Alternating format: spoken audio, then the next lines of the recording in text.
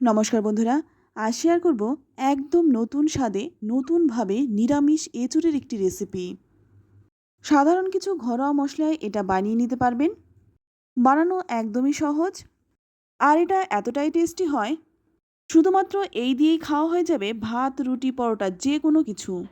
আর কিছুই লাগবে না। তো রান্নাটা করার জন্য প্রথমেই কিন্তু এখানে নিয়েছি এঁচোড়, আর এঁচোড়টা কিন্তু ছোট ছোট টুকরো করে কেটে নিয়েছি। কেটে ধুয়ে পরিষ্কার করে নিয়েছি। এবার এটা পাশে রেখে দিয়ে অপর দিকে দেখুন, এখানে একটা ছোট্ট পাত্রের মধ্যে নিয়ে নিলাম 1 চামচ গোবিন্দভোগ চাল। আর এই 1 চামচ গোবিন্দভোগ চালেই কিন্তু রান্নাটা হয়ে যাবে। তো এবার আমি চালটাকে 3-4 বার জল পাল্টে পাল্টে খুব ভালোভাবে ধুয়ে পরিষ্কার করে নিয়েছি।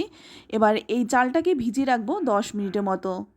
চালটা ভিজতে থাক, ততক্ষণে অপর দিকে একটা পাত্রের মধ্যে নিয়ে নিলাম কিছুটা জল। এই জলের মধ্যে দিয়ে দিলাম 1 চামচ সর্ষের তেল, আর দিয়ে দিলাম 1 চামচ লবণ। তেলটা দেওয়ার কারণে কিন্তু এঁচোড়ের যে আঠা, সেই আঠা কিন্তু পাত্রের গায়ে লেগে থাকে, আর সেটা পরিষ্কার করতে কিন্তু খুব অসুবিধা হয়। যদি এই 1 চামচ তেল দেওয়া হয়, সেক্ষেত্রে কিন্তু পরিষ্কার করতে একদম অসুবিধা হবে না। এবার সম্পূর্ণ এঁচোড়টা দিয়ে দিলাম। এঁচোড়টা দিয়ে 3-4 মিনিট একটু সেদ্ধ করে নেব। এঁচোড়টা কিন্তু খুব বেশি সেদ্ধ করব না, হালকাভাবে একটু সেদ্ধ করে নামিয়ে নেব। তো এঁচোড়টা সেদ্ধ করে নামিয়ে নিলাম, আর এই যে এঁচোড়ের জল, এটা কিন্তু ফেলবো না, জলটা কিন্তু রেখে দেব। অপরদিকে দেখুন, এখানে নিয়েছি 1 প্যাকেট সয়াবিন। সয়াবিনটাকে গরম জল দিয়ে একটু সেদ্ধ করে নেব। তো সয়াবিনগুলো সেদ্ধ করে তুলে নিলাম। এবার একটা মশলা বানিয়ে নেব। এর জন্য শিলপাটার মধ্যে নিয়ে নিলাম 1 চামচ গোটা জিরে, নিয়ে নিচ্ছি 4-5টে কাঁচা পাকা লঙ্কা, ঝালটা কিন্তু নিজেদের স্বাদ অনুযায়ী দেবেন। আর দিয়ে দিলাম 2টো শুকনো লঙ্কা আর কিছুটা আদা। এবারে সমস্ত কিছু খুব ভালোভাবে বেটে নেব। তো মশলাটা কিন্তু আমি শিলেই বেটে নিচ্ছি, তবে আপনারা চাইলে কিন্তু মিক্সিতেও বেটে নিতে পারেন।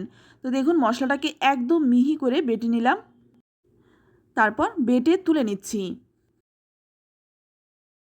সম্পূর্ণ মশলাটা বেটে তুলে নিলাম, আর এবার দেখুন যে গোবিন্দভোগ চালটা আমি ভিজিয়ে রেখেছিলাম, সেই চালটাও কিন্তু বেটে নেব।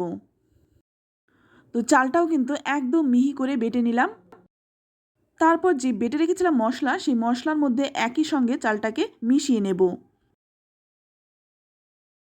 তো চাল বাটাটাকে মিশিয়ে নিলাম মশলার সাথে। তারপর এখানে দিয়ে দিচ্ছি 1 চামচ ধনে গুঁড়ো।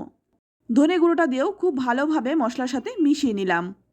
এবার সম্পূর্ণ রান্নাটা করার জন্য কড়াই গরম করে নিয়ে এখানে দিয়ে দিলাম 2 চামচ সর্ষের তেল।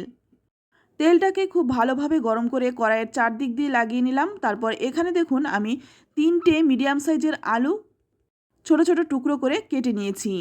আমি রান্নাটাতে আলু দিয়েছি, তবে যারা আলু খেতে অপছন্দ করেন তারা কিন্তু রান্নায় আলুটা বাদ দিয়েও দিতে পারেন। তারপর আলুটাকে 3-4 মিনিট ভালো করে ভেজে নিয়ে এখানে দিয়ে দিলাম সেদ্ধ করে রাখা সয়াবিনগুলো। তারপর দিয়ে দিলাম সামান্য একটু লবণ, আর দিয়ে দিলাম হলুদ গুঁড়ো। লবণ আর হলুদ গুঁড়োটা দিয়ে সয়াবিনগুলোকে আবারও 2-3 মিনিট ভালোভাবে ভেজে নিলাম। আলু আর সয়াবিনগুলো একটু ভেজে নেওয়ার পর এখানে দিয়ে দিলাম যে সেদ্ধ করে রেখেছিলাম এঁচোড়গুলো, সেই এঁচোড়গুলো দিয়ে কিন্তু আবারও 3-4 মিনিট ভালো করে ভেজে নেব।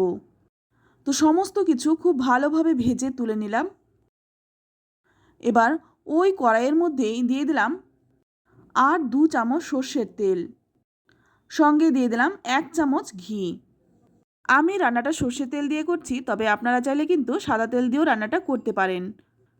এবার ফোড়নে দিয়ে দিচ্ছি 1 চামচ গোটা জিরে, আর দিয়ে দিচ্ছি গোটা গরম মশলা। এর মধ্যে দিয়েছি শুধুমাত্র এলাচ আর দারচিনি। এইগুলোকে একটু থেতো করে দিয়েছি যাতে গন্ধটা খুব ভালো বের হয়।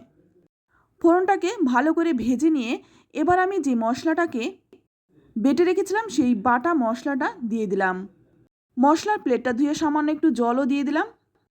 এবার এই মশলাটাকে 3-4 মিনিট খুব ভালো করে কষিয়ে নেব। যতক্ষণ না মশলা থেকে তেল ছেড়ে আসছে, ততক্ষণ মশলাটাকে খুব ভালোভাবে কষিয়ে নেব।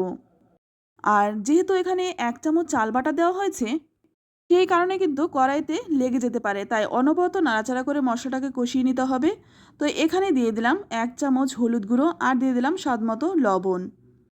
তারপর এখানে দিয়ে দিলাম এঁচোড় সেদ্ধ করে রাখা জল। এখানে আমি সামান্য একটু জল দিলাম, যাতে মশলাটা খুব ভালোভাবে কষানো হয়। 5-6 মিনিট সময় নিয়ে মশলাটাকে কিন্তু খুব ভালোভাবে কষিয়ে নিতে হবে, যাতে মশলার কাঁচা গন্ধটা একদমই না থাকে। তো দেখুন মশলাটা কিন্তু খুব ভালোভাবে কষানো হয়ে গেছে আর মশলা থেকে কিন্তু তেলও ছেড়ে দিয়েছে। এবার এখানে দিয়ে দিলাম ভেজে রাখা এঁচড়গুলো। তারপর মশলার সাথে খুব ভালো করে 2-3 মিনিট সময় নিয়ে কষিয়ে নিলাম। তারপর এখানে যে এঁচড় সেদ্ধ করে রেখেছিলাম জলটা, সেই জলটা দিয়ে আমি ঝোলটা দিয়ে দিলাম। আমি কিন্তু অন্য কোনো জল দেইনি, এঁচড় সেদ্ধ করা জলটাই আমি এখানে দিলাম। এঁচড় সেদ্ধ করা জলটা দিলে কিন্তু রান্নার স্বাদটা অনেকটাই বেড়ে যায়। তো ভালো করে নেড়েচেড়ে মিশিয়ে নিয়ে তারপর 3-4 মিনিট ফুটিয়ে নেব। গ্যাসের আঁচটা হাইতে রেখে ভালো করে একটু ফুটিয়ে নিতে হবে। তো 3-4 মিনিট ফুটিয়ে নেওয়ার পর দেখুন ঝোলটা কিন্তু অনেকটাই কমে গেছে। এবার ভালো করে নেড়েচেড়ে একটু মিশিয়ে নেব। তারপর এখানে দিয়ে দিচ্ছি 1 চামচ চিনি। এইটুকু চিনি দেওয়ার কারণে কিন্তু রান্নাটা মিষ্টি হবে না, খেতে ভালো লাগবে। যেহেতু নিরামিষ রান্না তাই চিনিটা কিন্তু অবশ্যই দেবেন। চিনিটা দিলে স্বাদটা ব্যালেন্স হবে। তো চিনিটা দিয়ে ভালো করে নেড়েচেড়ে মিশিয়ে নিয়ে আবারও কিন্তু 2-3 মিনিট ফুটিয়ে নিচ্ছি। তো ভালো করে ফুটিয়ে নিলাম আর এখন দেখুন রান্নাটা প্রায় হয়েই এসছে। আর এটা দেখতে কতটা সুন্দর হয়েছে, খেতেও ভীষণ ভালো হয়। তো ভালো করে নেড়েচেড়ে মিশিয়ে নেওয়ার পর নামানোর আগে দিয়ে দিচ্ছি 1 চামচ ঘি। ঘিটা দিয়ে ভালো করে নেড়েচেড়ে মিশিয়ে নেব। তো বন্ধুরা এঁচড় তো অনেক রকমভাবে রান্না করে খেয়েছেন, একবার হলেও এইভাবে রান্নাটা করে খেয়ে দেখুন। আমি গ্যারান্টি দিয়ে বলতে পারি মাছ মাংস ফেলে শুধুমাত্র এঁচড় দিয়েই খেয়ে উঠবেন। ভালো করে নেড়েচেড়ে মিশিয়ে নিয়ে তারপর ঢাকা দিয়ে রাখবো যতক্ষণ না পরিবেশন করব। তো দেখুন এটা নামিয়ে নিলাম আর এটা দেখতে কতটা সুন্দর হয়েছে। এটা দেখতেও যেমন সুন্দর হয় খেতে অসাধারণ হয়। তো বন্ধুরা রেসিপিটি কেমন লাগলো অবশ্যই কমেন্টে জানাবেন। ভালো লাগলে লাইক কমেন্ট শেয়ার করবেন।